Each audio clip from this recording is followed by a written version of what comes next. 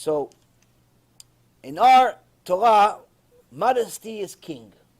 A woman that is not modest is not someone that's married just to her husband. She's married to everyone that looks at her. A woman that refuses to be modest is a woman that refuses to be a loyal wife. Why? Because loyalty means you not only are going to be intimate with your husband. Loyalty also means that you're only going to be in the mind of your husband and not everybody else's. If you allow yourself to walk around in such a way that every average Joe can imagine what you look like naked in 2 seconds because you've already given him half the pie, you're not loyal to your husband. You're loyal to the attention you like that people give you. So, Rivka, Kodesh Kodeshim, that she is, a living Sefer Torah, what is the first thing she does as soon as she realizes that her husband is down the street? She immediately covers herself even more. What, she wasn't covered? Of course she was covered.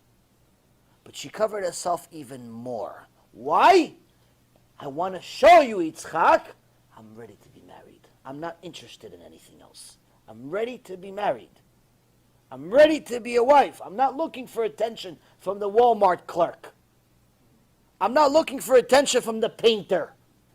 Oh, wow, it's a nice dress on you have, miss. It's a nice dress you have, miss.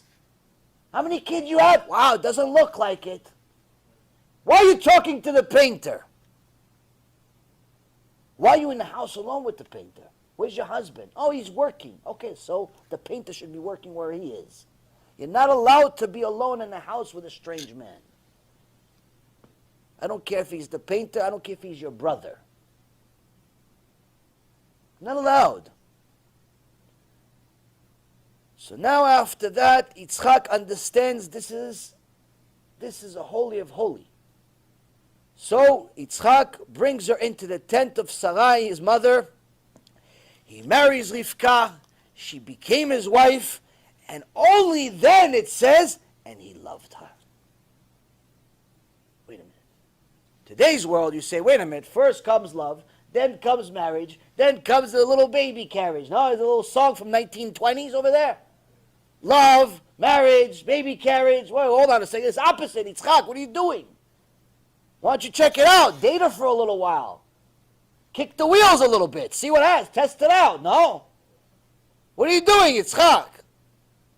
Yitzchak is teaching us a lesson of life, all you youngsters. Before you got married, you don't even know what love is. You can tell yourself and her and him that you love them until you're blue in the face. It means zero. All you have is lust. You don't even know what the definition of love is until your first fight. Until you've gone through hell together. Until she doesn't look so good. Until he's in the hospital. Until he's broke. Until she's broke. Until something happens. You don't even know what love is, bichlal. You don't even know what love is. I love her. What love her? What do you love about her? What do you know about her? What's her favorite color? What's her dream in life? She loves me. Why does she love you? What makes her love? She makes me steak. Okay, so does the guy at the restaurant. I mean, he loves you. He made you steak also. He loves you also. She made you food, that makes she love you. He makes you food, that means he loves you. He bought you jewelry, your father bought you jewelry. The strange guy that wanted to rape you bought you jewelry. The Arab bought you jewelry. What, that means they love you?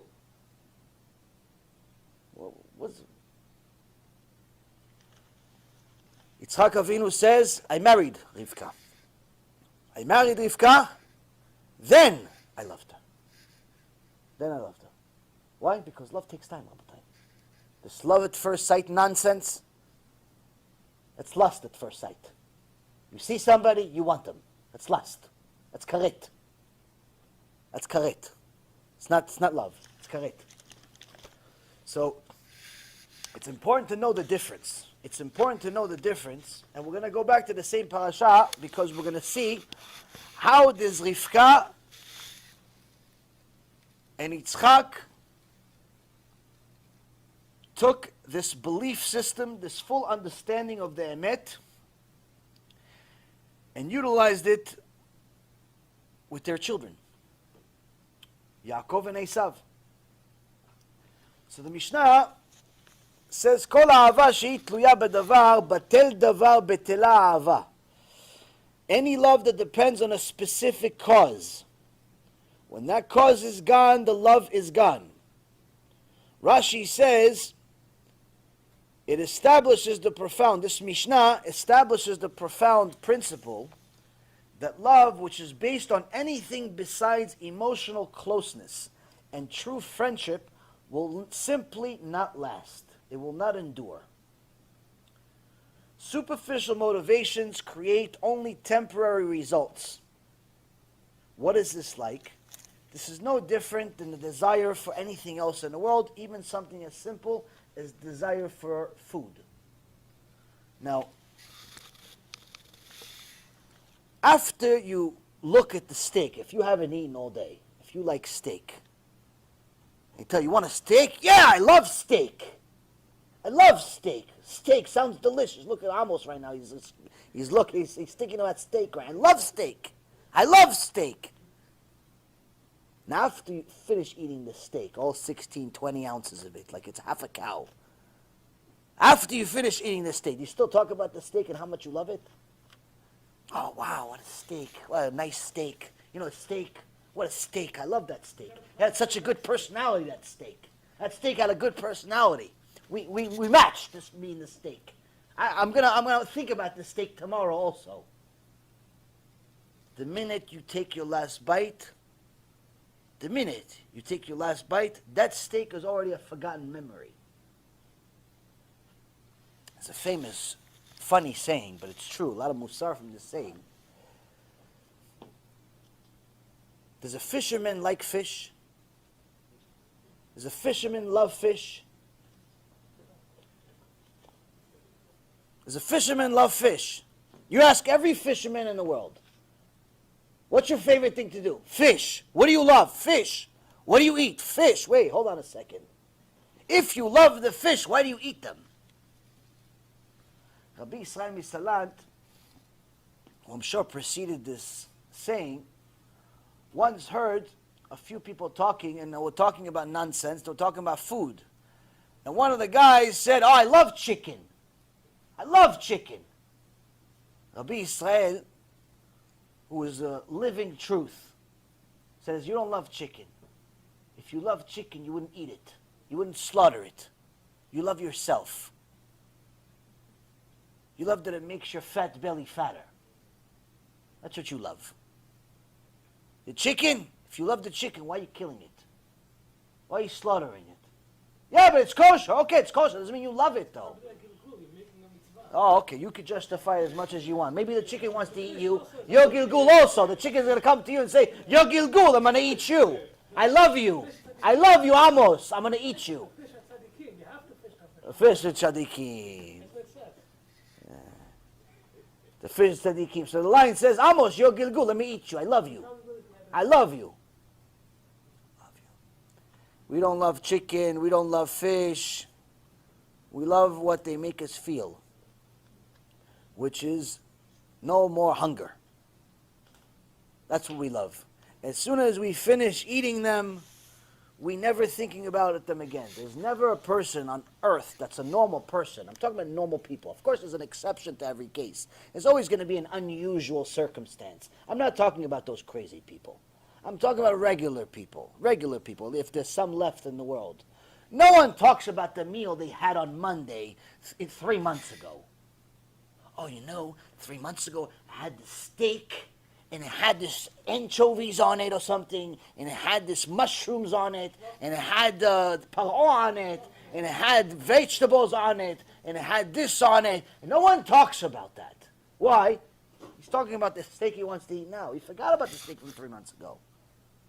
Because once the desire is satiated, it's finished, it's gone, the feeling is gone, it's like it never happened. That's lust.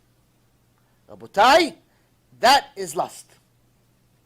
that is exactly, that satiation of hunger for food is no different once it's satisfied. Once the hunger is satisfied, it's no different than lust being satisfied. And that's why people get divorced. The Rav Hirsch, alav shalom, says marriages that break up, it's only because people confuse lust with love. That's it. It's the only reason why marriages break. There's nothing else. There's no other reason. No, but we had different beliefs. Okay, so why didn't you figure that out before you got married? Oh, he likes men. Okay, so how come he married a woman? Oh, she likes dogs. I don't want dogs. So how come you didn't figure it out before you got married? How come she doesn't like you more than the dog? And to say, you know what, I like dogs, but I love you. So the dog can stay in the picture. The dog can stay in my neighbor's house. Why doesn't she have love for you more than the dog? Why doesn't he have more love for you than his career? And people, when you ask them those questions, hey, they take it personal, like you're attacking them. Why are you attacking me? No, why don't you ask those questions before you got married? Because our Torah says that if you have a mate, that means that Hashem himself put it together. So now this Mishnah is trying to teach us something that most of the 8 billion people in the world, and all of the ones that lived before them, and unfortunately many of the ones that will live after them, will never know, even though they're convinced they know it, which is the real definition of love. Something that's as basic as air. Something that's as basic as food. We should know what love means. Unfortunately, we don't. If we did, divorce would not exist. If we did, there would never be fighting. If we did, disputes would rarely occur. That are, I'm not talking about disputes on minimal things or even halachic things. I'm talking about disputes that are break relationships up. So the problem is that most of us define lust as love. We define lust as love. We define a desire as an emotional state of mind.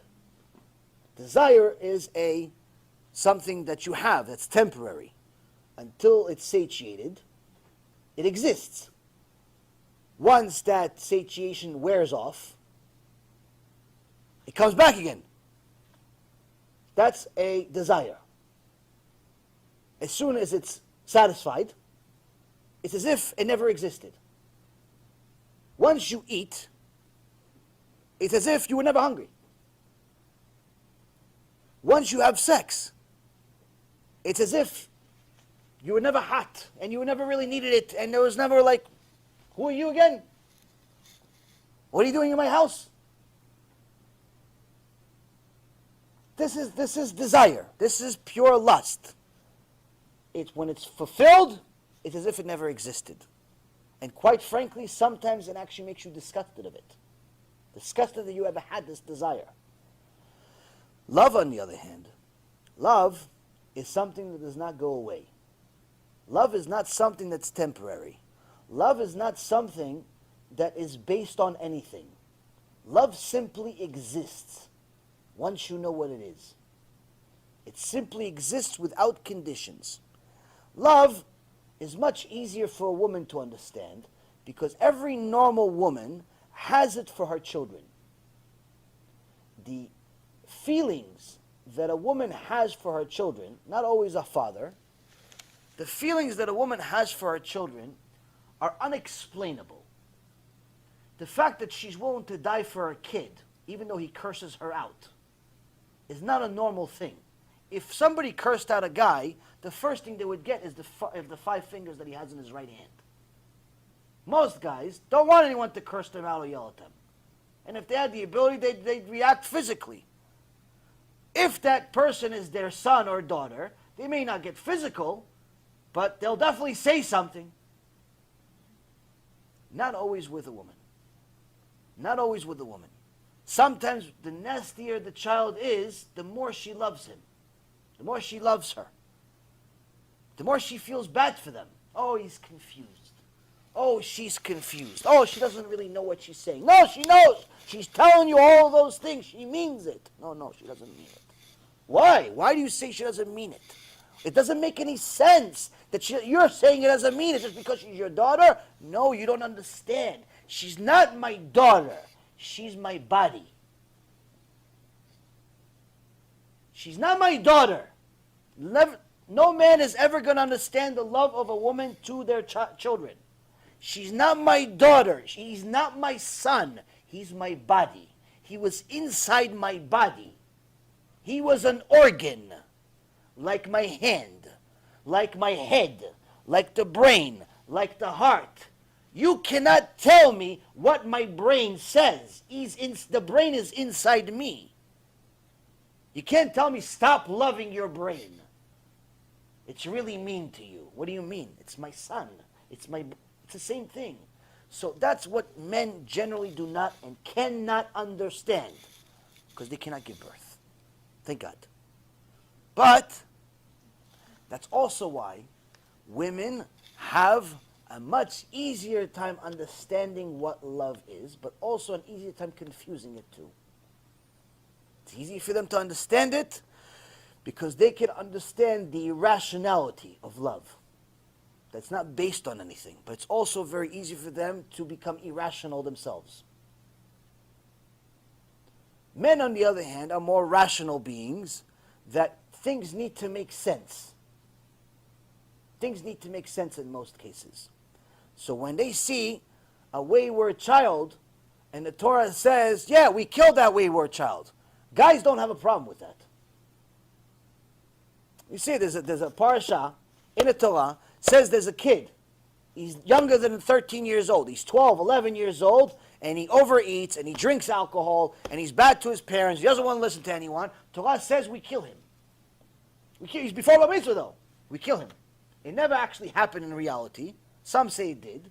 But the point is, we kill him. According to the Torah, if such a child existed at the time of Moshe Rabbeinu, the time of the Sanhedrin, they would kill him, even though he's only a minor.